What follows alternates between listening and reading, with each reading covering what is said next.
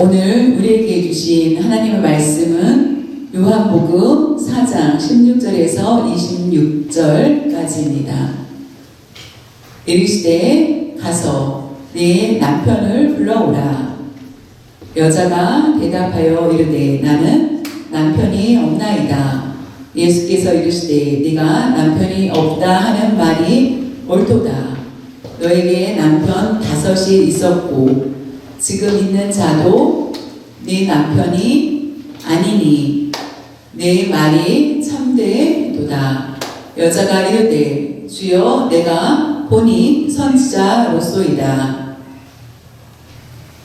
우리 조상들은 이 산에서 예배하였는데 당신들의 말은 예배할 곳이 예루살렘에 있다 하더이다. 예수께서 이르시되 여자여 내 말을 믿으라.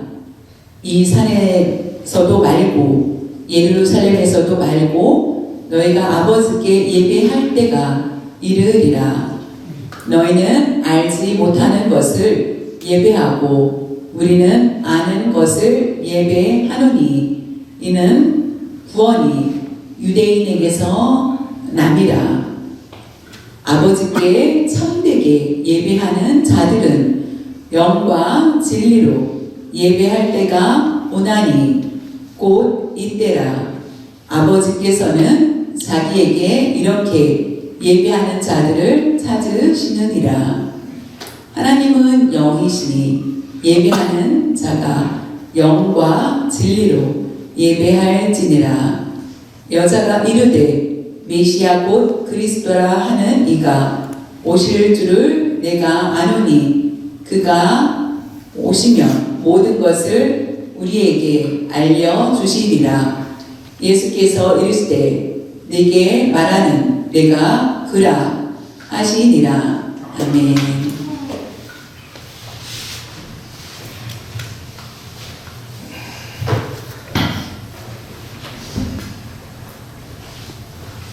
참, 거짓이 아니라 참이라는 뜻입니다. 참 예배라는 제목으로 함께 말씀 나누기를 원합니다.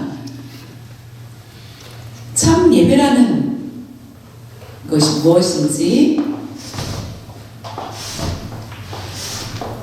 하나님께서 나에게 주시는 것을 바라고 나아가는 것, 그것이 아니고 나의 인격, 나의 모든 생각, 나의 삶을 모두 드리길 원하고 내가 가장 귀하게 여기는 물질까지도 하나님께 드리는 것, 그 마음을 순종하며 헌신하는 것, 그것이 바로 참된 예배라는 것입니다. 하나님께서 거룩하십니다.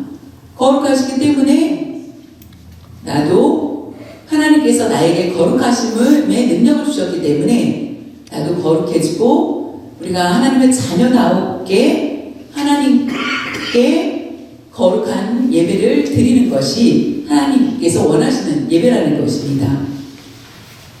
내가 하나님의 말씀을 받았습니다. 내가 지식으로 알고 또한 바른 삶을 살 수 있도록 나를 양육해 주시고 한 것을 내가 받고 그대로 나가길 원하는 것, 이것이 바로 예배의 저의 모습이라는 것입니다. 참 예배라는 것은 우리가 기쁜 마음으로 하나님께 내 마음과 생각을 모두 드릴 때에 하나님께서 우리의 예배를 기쁘게 받으시는 것이 바로 참 예배입니다. 우리가 드리는 예배를 하나님이 받지 않으신다면은 그 예배는 참된 예배라고 말할 수가 없겠죠. 그래서 우리의 예배가 얼마나 중요한지를 우리가 과거, 현재, 미래에 많은 말씀을 우리가 들었을 것입니다. 오늘 요한복음을 통하여서 예수님께서 수가성 여인을 만나셔서 대화한 내용을 우리가 잘 알고 있죠. 다른 말씀과 비교를 하였을 때 예수님은 1대1로 사람들을 만났지만은 수가성 여인과 대화한 것이 가장 길게 기록된 것을 볼 수 있습니다. 1대1로 만나서 대화한 내용이 깁니다. 이 여인은 이스라엘 여인이 아닙니다. 이방인인 수가성 여인인데 이 여인을 만나서 예수님이 많은 대화를 하였다는 것입니다. 지난번에 말씀드렸죠. 생수에 대해서 말씀드렸습니다. 그런데 갑자기 남편에 대해서 얘기하고 또한 갑자기 예배에 대해서 말씀을 합니다. 마지막에는 성교에 대해서 말씀을 하는 것을 볼 수 있습니다. 이 말씀이 단절된 느낌이 있습니다. 연결되지 않고 단절된 느낌이 있는데 결국은 자세히 들여다보면 모두 연결되어 있다는 것입니다. 요한복음 4장 15절에 지난번에 말씀드린 것을 다시 한번 보겠습니다. 여자가 이르되 주여 이런 물을 내게 주사 목마르지도 않고 또 여기 물 기르러 오지도 않게 하옵소서. 예수님께서 수가성 여인에게 물을 달라라고 하였을 때 내가 주는 물은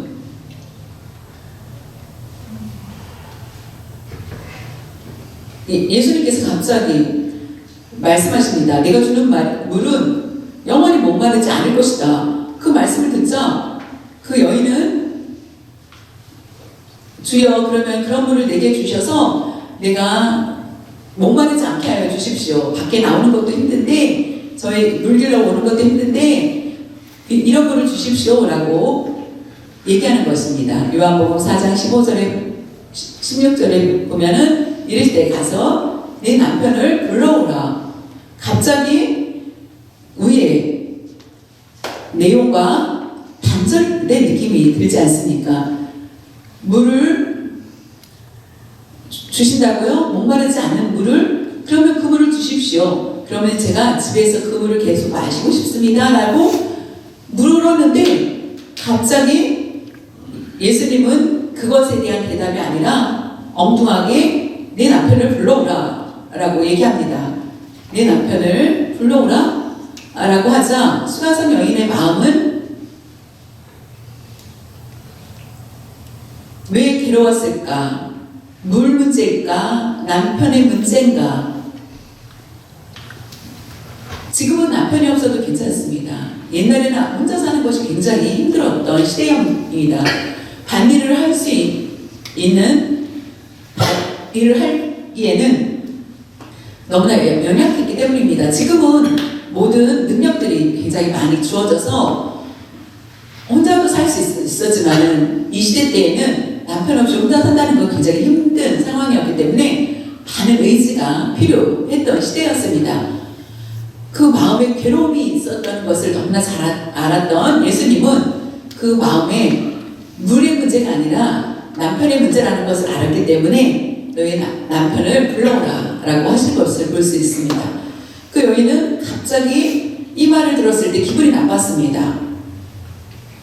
이 문제는 개인 문제가 아닐까요? 사생활 문제인데 사생활 침해가 되는 이 여인의 입장에서는 기분이 나빴을 것입니다.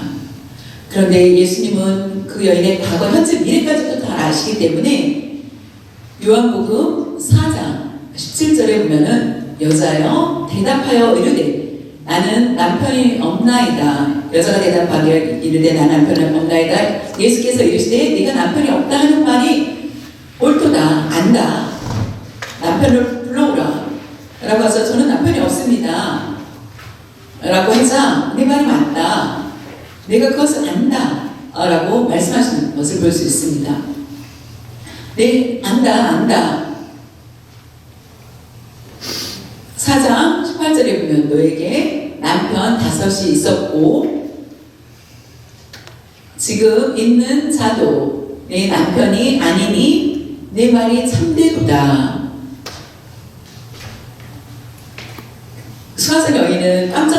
만났을 것입니다. 그가 남편이 5명 있었다는 것을 예수님이 알고 있었고, 지금 현재는 남편이 아니라 같이 동거하는 남자가 한 명 더 있었던 것입니다. 그러니까 6번째 남자가 있었다라는 것입니다. 그 이혼에 대해서 좋지 않다라고 하는 것이 아니라, 옛날에는 남자가 여자가 마음에 안 들면은 증서를 써서 이혼을 신청하는 것을 볼 수 있습니다. 이미 옛날 과거에 이 시대 때에 증서를 써서 이혼을 신청하면은 쉽게 이혼을 하게 됩니다. 그래서 또 다른 남자를 만나서 가정을 세웠는데 잘 살고 있었는데 또 그 남자가 이혼을 신청하고 그런 식으로 5번의 이혼의 경험이 있었고, 마지막에 6번째 남자와 동거하면서 불안한 상태에서 살고 있었던 여인이었습니다. 여러분이 일하는 거 중요하죠. 더 중요한 것은 무엇입니까? 바로 가정입니다. 가정이 흔들리면은 모든 것이 흔들릴 수밖에 없습니다. 그래서 그 가정을 잘 알았기 때문에 그 마음을 알고 그 남편을 데려오라라고 얘기한 것입니다. 남자는 있지만은 정식적인 남편이 아니고, 내가 5명의 남편이 있었고 라는 것을 예수님을 알고 얘기하는 것을 볼 수 있습니다. 이와 같이 우리의 각자의 가정의 형편을 예수님은 너무나 잘 알고 계시다라는 것입니다. 한 번도 대화하지 않았는데 예수님이 나의 모든 가정사를 알고 있었다. 그리고 예수님은 내가 그렇게 말하는 것을 이해한다라고 얘기를 하십니다. 요한복음 4장 19절에 보면 여자가 이르되 주여 내가 보니 선지자로소이다. 지금 말하면 주의 종이군요. 왜냐하면 내가 남편이 5명 있었고 지금 남자가 1명이 있다는 것을 알 수 있는 사람은 바로 선지자가 이기 때문에 가능하다는 것을 알았기 때문입니다. 우리가, 여러분이 생각하기에 우리가 가서 점을 보면은 점괘가 잘 나오죠. 그래서 신통하다라고 하면서 여러분 믿습니까? 여러분 절대로 그런 것을 믿어서는 안 됩니다. 예수님이 그 얘기를 하셨을 때에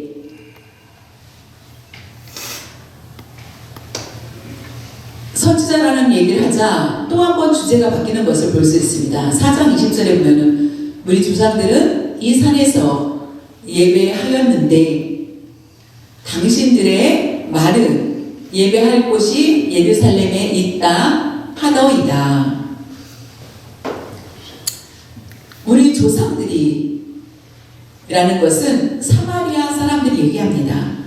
사마리아인들이 우리 조상들이 예배할 곳이 있는데 이 산에서 예배하였는데 이 산에서 예배를 드렸습니다. 그런데 당신들의 말은 이스라엘 사람들을 얘기합니다. 이스라엘 사람들의 말에 의하면은 이곳이 아니라 예루살렘이다 라고 하여서 다툼이 일어날 수밖에 없습니다 라는 의미입니다. 예배하는 곳이 2곳입니다. 우리가 성전이 지어진 곳이 예루살렘이라고 하죠. 근데 성경을 읽어보면은 이 산에서 라고 한 곳이 가장 먼저 예배드리는 곳이 장소가 아닐까라고 볼 수 있습니다. 이 산이라는 것은 바로 그리심 산을 얘기합니다. 그리심 산은 사마리아인들이 사는 곳입니다. 이 산이 있는 곳은 사마리아 땅이며 에벨산이 있죠. 그리심산과 에벨산이 있는데 그리심산은 축복을 선포하는 곳이고 에벨산은 저주하는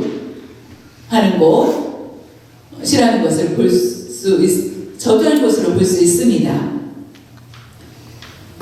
그것이 어디에 나와 있냐면은 신명기에서 볼 수 있습니다. 신명기 11장 29절에 보면은 내 하나님 여호와께서 내가 모세에게 말씀하신 것입니다.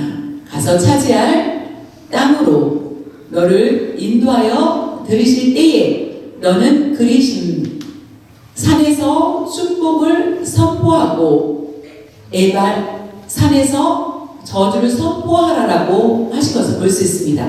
모세는 하나님의 말씀을 듣고 그대로 11장에서 말씀을 듣고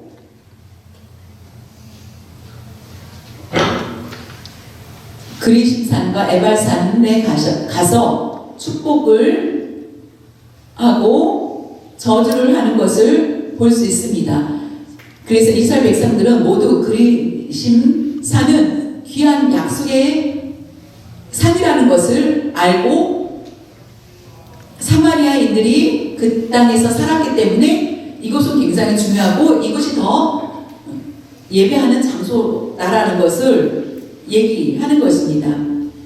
예루살렘은 어떻게 되었습니까? 솔로몬 왕 때에 이스라엘이 하나의 나라였습니다. 솔로몬 왕이 하나님을 경배하지 못하였을 때에 그때에 북이스라엘과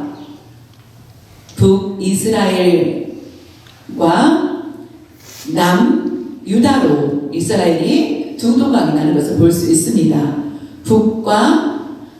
북에는 10지파가 있게 되고 남유다에는 2지파가 있게 됩니다.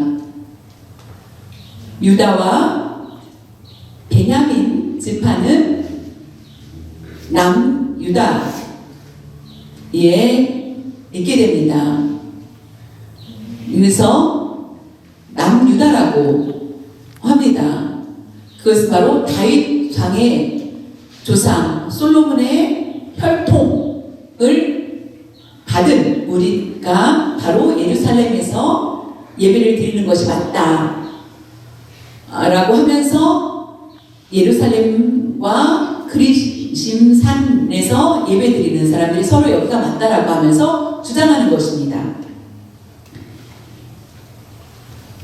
그곳에 성전이 그리심산이 먼저 지어졌다, 예루살렘의 성전이 지어졌다라고 하는 것을 얘기 듣자 이 수가성 여인이 이 말을 한 이유는 그에게 갈급한 것은 바로 예배였다는 것입니다. 예배를 드리고 싶었기 때문에 여기서 드리는 것이 그리심산에서 예배 드리는 것이 맞는지를 묻습니다. 그때 예수님께서 어떻게 대답하셨는지 요한복음 4장 21절에 보면은 예수께서 이르시되 여자여 내 말을 믿으라. 내 말을 믿으라. 이 산에도 말고 예루살렘에서도 말고 너희가 아버지께 예배할 때가 이르리라.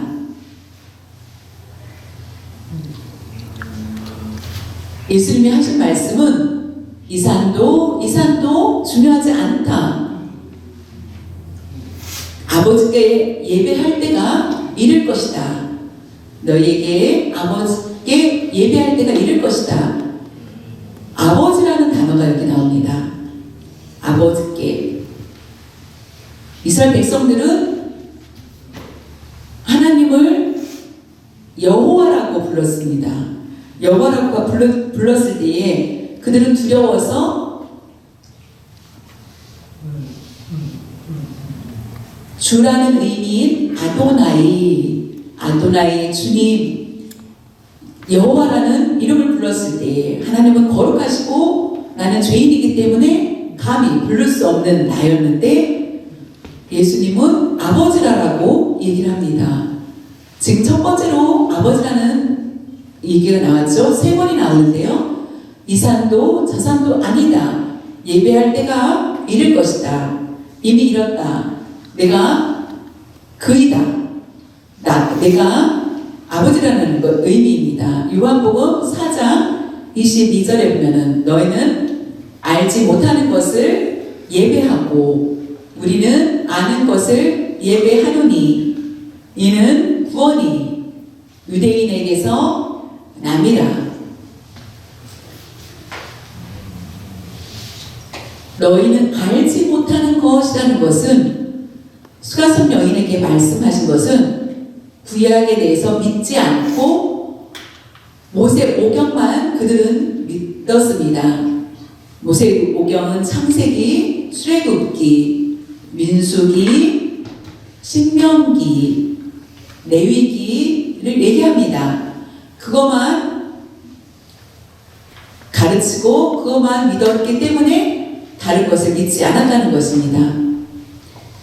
우리는 구약을 예 39장을 다 믿는 우리 다르죠. 알지 못하는 것을 예배하고 우리는 아는 것을 예배한다.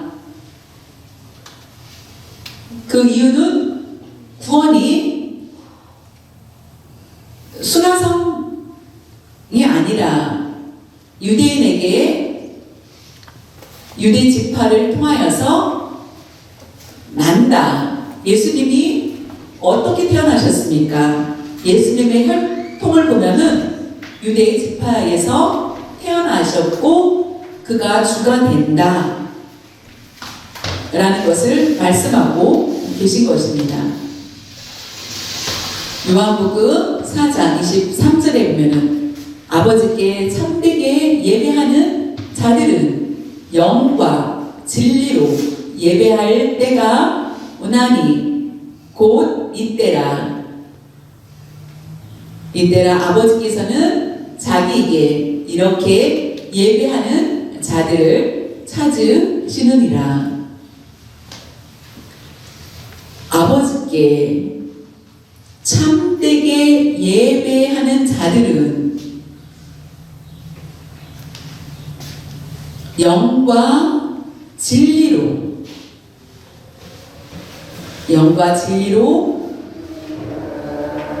예배할 때가 오는데 곧 이때라 라고 하는 것은 지금이다. 성전에서 피 흘려 제사 드리는 것은 끝났고 이제는 내가 바로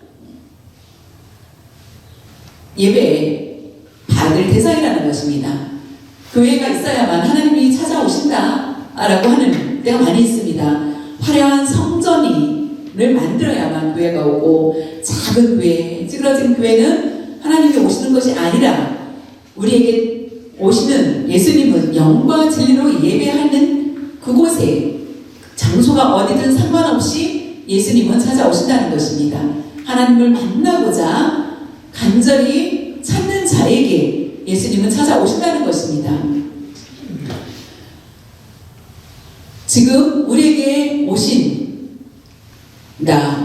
영과 진리로 예배를 드리는 자에게 예수님은 아버지께서 찾아오신다는 것입니다. 아버지께서는 자기에게 이렇게 어떻게 해요? 영과 진리로 예배하는 자를 기뻐서 찾아와서 우리를 안아주신다는 것입니다.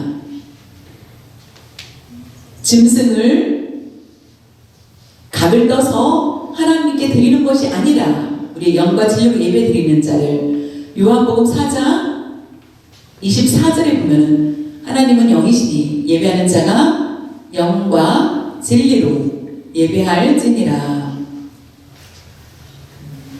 여러분이 매주 예배를 드립니다. 출석에 도장 찍듯이 옵니까? 1년 52주를 빠지지 않고 열심히 오죠. 만족합니다. 그것으로 끝나서는 안 된다는 것입니다. 내가 예배 가운데 하나님을 만나는 것이 가장 중요하다는 것입니다. 내가 사람들을 의식하여서 결석하면 안 돼 라고 해서 열심히 출석하는 것이 아니라, 하나님께서는 영이시기 때문에 사람이 중요한 것이 아니라 우리가 하나님을 바라보면서 영이신 하나님께 예배를 드리고 영적인 교제가 이루어져야 된다는 것입니다. 우리가 보여지는 예배는 영적 예배가 될 수 없습니다. 하나님께 찾는 자는 영과 진리로 예배 드리는 자입니다. 그런 자는 바로 사모함이 있다라는 것입니다. 성령이 내 안에 있을 때에 내 안에 영적으로 하나님을 갈급히 찾게 된다는 것입니다. 진리라는 것은 무엇입니까? 진리의 반대는 거짓입니다. 겉은 화려한데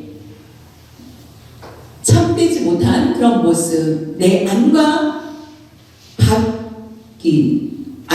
겉이 같은 예배를 드리는 것, 그것이 하나님이 받으시는 것입니다. 우리가 지금 예배를 드리죠. 예배 시간, 예배 드릴 때에 과연 우리의 영은 어떤 모습으로 예배를 드리고 있는지, 우리 예배는 참된 예배의 모습인지, 우리 서로 보았을 때는 만족할 수 있습니다. 그러나 하나님이 보셨을 때는 어떠신지 우리는 잘 생각을 해봐야 됩니다. 제가 자주 말씀을 드렸죠. 가인과 아벨의 제사를 여러분 다시 한번 생각해 볼 수 있기를 바랍니다. 가인도 아벨도 똑같이 제사를 드렸습니다. 물질 드리는 것은 달랐습니다. 그런데 그들의 마음은 더 달랐다는 것입니다. 하나님 없이 형식적인로 제사를 드렸나, 아니면 내가 부모님이 가르쳐준 대로 내가 행하지 못하여서 나의 죄가 너무나 커서 내가 회개하면서 하나님께 제사를 드렸는지, 그 차이는 굉장히 컸다는 것입니다. 우리가 드리는 예배가 향기로운 예배가 되어서 하나님이 받으시는 예배가 된다는 것입니다. 그것이 영과 진리로 드리는 예배가라는 것입니다. 건물이 열악해도 상관없습니다. 성도 수가 많지 않아도 괜찮습니다. 2사람, 3사람 있어도 괜찮습니다. 여러분, 가장 중요한 것은 우리가 영적인 예배를 드렸을 때 하나님이 찾아오신다는 것입니다. 수만 명이 모였는데 그들이 영적이지 않다면 하나님은 그들을 예배를 받으시지 않을 것입니다. 우리에게 가장 중요한 것은 우리의 마음이라는 것입니다. 우리 영이라는 것입니다. 우리가 영과 진리로 예배 드릴 수 있기를 간절히 바랍니다. 요한복음 4장 25절에 보면은 여자가 이르되 메시아 곧 그리스도라 하는 이가 오실 줄을 내가 아노니 그가 메시아가 오시면 모든 것을 우리에게 알려주시리라. 모세 오경을 보았는데 메시아가 올 것이라는 얘기를 보았습니다. 메시아가 언제 올 것인지 많은 기대를 하고 있었고, 그냥 예수님은 선지자라는 생각을 했는데 메시아가 언제 올 것이니까 라고, 그렇다면 우리에게 가르쳐 주십시오 라는 얘기입니다. 그 여인은 남편이 다섯이었던 그는 그 마음에 부끄러움이 있었습니다. 그러나 하나님을 찾았다라는 것입니다. 그 여인에게는 하나님을 찾는 마음이 있었기 때문에 결국 예수님을 만났고, 예배를 드리고 나면은 영과 진리로 장소가 중요한 것이 아니라 영과 진리로 예배 드리는 것이 중요하다. 그렇다면은 예수님, 저는 메시아를 만나고 싶습니다. 메시아를 만날 수 있게 알려주십시오라고 하였을 때에 내가 곧 메시아라는 것을 요한복음 4장 26절에 말씀하십니다. 예수께서 이르시되 너에게 말한다. 내가 바로 그라. 내가 바로 너가 찾는 메시아다 라는 말씀으로 대답하십니다. 알려주십니다. 바로 나다. 수가성 여인은 충격을 받았지요. 그리고 그 다음에는 전도를 하기 시작합니다. 우리가 예배가 얼마나 중요한지 너무나 잘 알죠. 요한복음 4장 25절 말씀, 우리가 영과 진리로 예배를 드려야 된다는 그 말씀, 예수님이 찾아오시는 예배, 예수님이 찾으시는 예배가 되고 따뜻한 예배가 되기 위해서는 저 여러분이 어떻게 해야 됩니까? 다른 방법이 아닙니다. 영과 진리로 예배 드릴 때에 우리를 위로하여 주시고 우리의 소원을 들어주시고 우리에게 따뜻하게 위로하여 주신다는 것입니다. 오늘 수가성 여인이 그 사마리아 여인이 자신의 부끄러웠던 것들이 많이 있었을 때에 어떻게 예배를 드릴 것인지 그 문제가 해결되었습니다. 근데 그 문제, 자신이 가지고 있던 문제가 영적인 문제가 해결되어서 너무나 기뻐하는 것을 볼 수 있습니다. 우리가 매주 교회에 와서 예배를 드립니다. 하나님의 은혜를 체험하면서 우리가 살고 있는지 나 자신을 다시 한번 살펴보기를 원합니다. 어제 우리 내일 주일이 되니 하나님께서 내가 드리는 예배를 받으시길 기대하면서 우리의 마음은 얼마나 준비하면서 예배의 자리에 나오셨습니까? 트럼프가 온다면은 여러분 어떻습니까? 트럼프 한번 악수라도 해보면은 얼마나 영광이 되겠습니까?